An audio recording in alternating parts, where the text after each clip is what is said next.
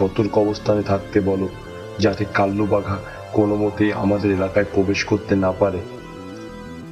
জি মহারাজ, আমি সবাইকে সতর্ক করব। তবে ছোট সিংহের মতিগতিটা তেমন ভালো দেখা যাচ্ছে না।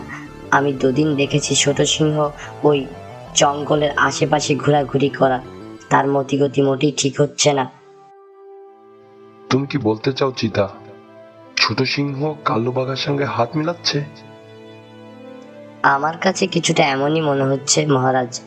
কেননা ছোট সিংহ ওখানে কেন যাবে?